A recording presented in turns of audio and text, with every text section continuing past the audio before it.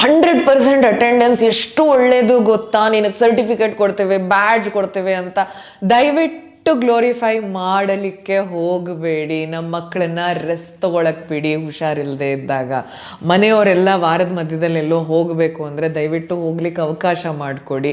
ಅತ್ತೆ ಮಾವ ಅಕ್ಕ ಅಣ್ಣ ಯಾರ್ದೋ ಮದುವೆ ಇದ್ದಲ್ಲಿ ಕ್ಲೋಸ್ ರಿಲೇಟಿವ್ಸ್ ಮನೆಗೆ ಹೋಗೋದಕ್ಕೆ ಅವಕಾಶ ಮಾಡಿಕೊಡಿ. ನಮ್ಮ ಮಕ್ಕಳು ತುಂಬ ಹೆದರ್ತಾರೆ ರಜಾ ಹಾಕೋದಕ್ಕೇನೆ, ಆಯಿತಾ.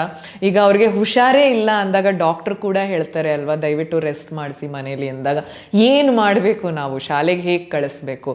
ಈಗ ಅವರು ಅಷ್ಟು ಹೆದರ್ಕೊಳ್ಳೋದು ಯಾಕೆ ಅಂದರೆ ಶಾಲೆಯಲ್ಲಿ ಪಾಠ ಮಿಸ್ ಆಗೋಗುತ್ತೆ, ಆಮೇಲೆ ಕ್ಲಾಸ್ ವರ್ಕ್ ಸಿಗೋದಿಲ್ಲ, ಟೀಚರ್ ಕೂಡ ಡೌಟ್ ಕೇಳಿದಾಗ ಸಪೋರ್ಟ್ ಮಾಡೋದಿಲ್ಲ. ಯಾರು ನಿನಗೆ ರಜಾ ಹಾಕು ಅಂದಿದ್ದು, ಹೋಗು ಇನ್ನು ಊರಿಗೆ ಅಂತ ಹೇಳೋದಾಗ್ಲಿ, ಕಣ್ಣಲ್ಲೇ ಸನ್ನೆ ಮಾಡುವಂಥದ್ದಾಗಲಿ ನಮ್ಮ ಮಕ್ಕಳಿಗೆಲ್ಲ ಅರ್ಥ ಆಗುತ್ತೆ. ಅವ್ರು ಹೆದರ್ಕೋತಾ ಇದ್ದಾರೆ, ಪ್ಲೀಸ್ ಕೋಆಪ್ರೇಟ್ ಮಾಡಿ.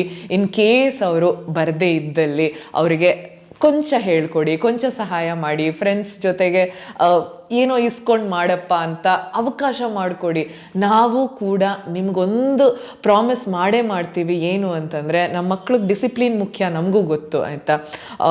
ಕೇರ್ಲೆಸ್ ಆಗಿ ಇಂಡಿಸಿಪ್ಲಿನ್ಡ್ ಆಗಿ ಬಾಯಿಗೆ ಬಂದಂಗೆ ರಜಾ ಹಾಕಲಿಕ್ಕೆ ನಾವು ಇಷ್ಟಪಡೋದಿಲ್ಲ ಆಯಿತಾ. ಆದರೆ ಈ ಮಕ್ಕಳಾಗೆ ಉಳೀಲಿ ಈ ವಯಸ್ಸಿನಲ್ಲಾದರೂ. ದೊಡ್ಡವರಾದ್ಮೇಲೆ ಇದ್ದೇ ಇದೆ ಜವಾಬ್ದಾರಿ, ಅವ್ರ ಆರೋಗ್ಯ ನೋಡ್ಕೊಳ್ಳಿಕ್ಕೆ, ಅವ್ರ ಮೆಮೊರೀಸ್ ಕ್ರಿಯೇಟ್ ಮಾಡ್ಕೊಳ್ಳಿಕ್ಕೆ ಇದೇ ಒಂದು ಸರಿಯಾದ ಸಮಯ ಆಯಿತಾ. ಪರ್ಫೆಕ್ಟ್ ಅಟೆಂಡೆನ್ಸ್, ಪರ್ಫೆಕ್ಟ್ ಮಾರ್ಕ್ಸ್ ಬಗ್ಗೆ ಫೋಕಸ್ ಮಾಡೋದಕ್ಕಿಂತ ಪ್ರಿಯ ಪಾಠಶಾಲೆ ನನ್ನದೊಂದು ಮನವಿ,